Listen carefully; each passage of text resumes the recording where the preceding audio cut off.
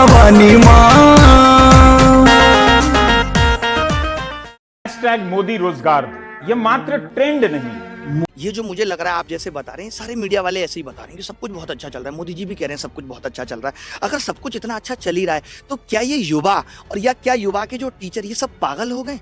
हम लोग कम पढ़े लिखे हैं, लाखों विद्यार्थी हमने पढ़ा दिए। मैं पिछले 3 साल से फ्री एजुकेशन चला रहा हूँ, लाखों बच्चों से मैं रूबरू हो चुका हूँ सामने से। तो लोग क्यों परेशान है जब सब कुछ ठीक चल रहा है? जनता इतनी पागल है। रोजगार दो का स्पेशल मैसेज ये है कि मोदी जी या सरकार को ये याद दिलाना कि बेरोजगार युवा परेशान हैं, मर रहा है, इस दर्द से गुजर रहा है, तो रोजगार पे बात करो। अब एक दिन में रोजगार तो दे दी नहीं जाएगा, इसका मतलब है कि रोजगार पे बात करो। एम्प्लॉयमेंट को लेकर के ऐसा झूठ फैलाया जा रहा है। मोदी जी अमेरिका जाके ये कह दें कि अब की बार ट्रम्प सरकार, मोदी जी वहां जाके, मोदी जी के पास इन सब बातों की दखलंदाजी के लिए समय है, मोदी जी के पास और चीजों के लिए समय है। क्या मोदी जी अपनी 2 रैली बंगाल की कम करके देश के युवा पे बात नहीं कर सकते? क्यों नहीं कर सकते? भाई राजा है, उन्होंने पूरे देश को कन्विंस वोट के लिए कर लिया।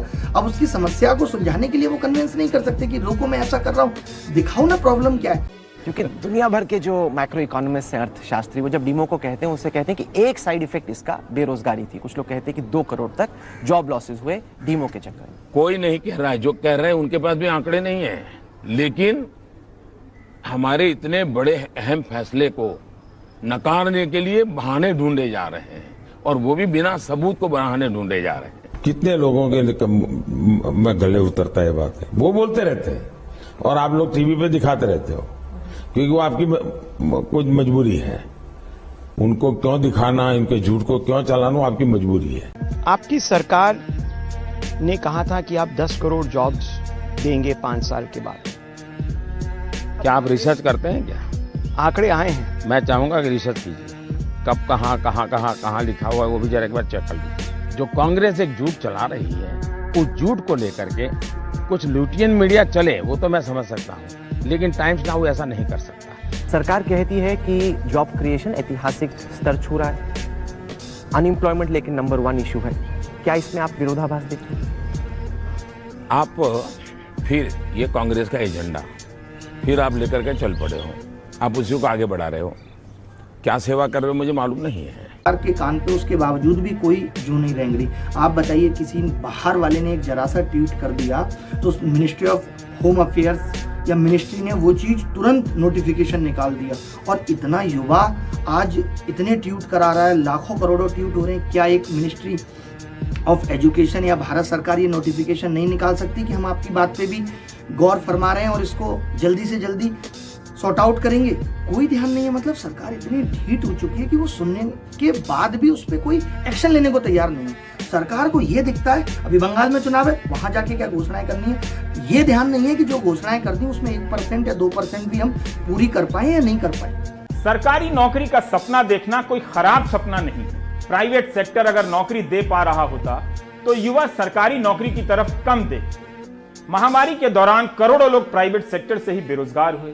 नौकरी और सैलरी की शर्तें खराब हो चुकी हैं। सरकार ने कितना रोजगार दिया, कोई आंकड़ा नहीं है। किस तरह का रोजगार दिया, इसका भी आंकड़ा नहीं है। इसका आंकड़ा तो है कि हमारे देश के कुछ सबसे अमीर वेल्थ क्रिएटर्स की वेल्थ में कोरोना महामारी के दौरान 35% का इजाफा हो गया, लेकिन इसका आंकड़ा नहीं है कि कोरोना के कारण कितने लोग बेरोजगार हो गए। आसोल परिवर्तन, लेकिन वो रोजगार होना चाहिए। ये नहीं कि आपने स्किल इंडिया के तहत किसी को ट्रेनिंग दे करके एक दर्जी बना दिया, आप उसको भी रोजगार में काउंट कर रहे हो। तो दर्जी तो इससे पहले भी हुआ करते थे। तो ये सब चीजें नहीं चाहिए हमें। हमारा मतलब ये है कि वास्तव में रोजगार दो। जो संस्थाएं हैं जैसे यूपीएससी है, एसएससी है, और जो सरकारी नौकरी पहले से चली आ रही थी उनको तो खत्म ही किया है। अब सब कुछ आपने कहा डिजिटल हो गया, और आप देखिए एसएससी की प्रक्रिया में क्या डिजिटल है। जितने गंदे तरीके से एग्जाम ले रहे, किसी से पूछ लीजिए, रेलवे का एग्जाम हो रहा है 4 महीने 5 महीने से प्री चल रहा है। ये डिजिटलाइजेशन है। बताइए। बहुत बढ़िया सवाल पूछा। बहुत यहाँ ये सवाल कहते हैं, ये सवाल आपका है और मुझे खुशी हुई। इनको ये लग रहा है कि आपने हाथ में मोबाइल पकड़ा दिया, सबके पास इंटरनेट है, इनकी आईटी सेल बढ़िया तरीके से मोदी जी की वाई वीडियो भेज रही है। इनकी नज़र में this is called digital India, इसके अलावा कुछ नहीं है। आप बताओ ना, 2012 में तो पेपर ऑनलाइन नहीं था, 13 में ऑनलाइन नहीं था, इससे ज़्यादा जल्दी रिजल्ट आ जाते थे। उससे बेहतर तो वो दौर था जब डिजिटल नहीं था। डिजिटल आने के बाद क्या हुआ? आसोल परिवर्तन। और ऐसे लोगों को हिंदुस्तान के सामने बिल्कुल बेनकाब करना न्यूट्रल मीडिया का काम है कि नहीं है?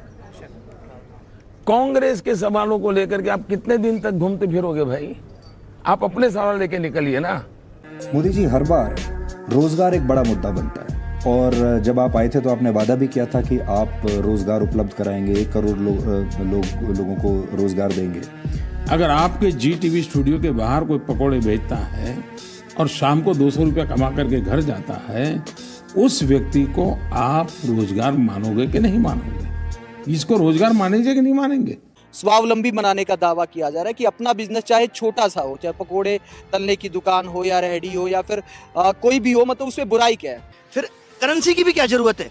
मैं पकौड़े की दुकान खोल लेता हूँ, उसके अनाज लूंगा, उसको पकौड़े दूंगा। ये दूध बेच रहा है, फिर तो करेंसी की भी जरूरत नहीं है। अगर हर आदमी ही अपना छोटा छोटा बिजनेस खोल के बैठा है, फिर करेंसी की भी क्या जरूरत है? वस्तु विनिमय से ही काम चल जाएगा। तो ये तो 100 साल, 150 साल, 200 साल पहले हो ही रहा था। फिर प्रोग्रेस और विकास, ये यहाँ तक सभ्यता इतनी डेवलप हो गई, उसके क्या मायने? 60 लाख ट्वीट के बाद तो केंद्र सरकार को प्रेस कॉन्फ्रेंस कर देनी चाहिए। इस वीडियो के सामने आने के बाद सवाल तो बनता ही है, अगर हम करें तो करें क्या, बोले तो बोले क्या? वाह मोदी जी, वाह वाह वाह। नहीं, मैं ऐसा कुछ नहीं कहूंगा। मैं कहूंगा, मोदी कहाँ है तेरा 56 इंच? कैसा है तू? तू रेजिग्नेशन दे दे, तू हट जा। ठीक है।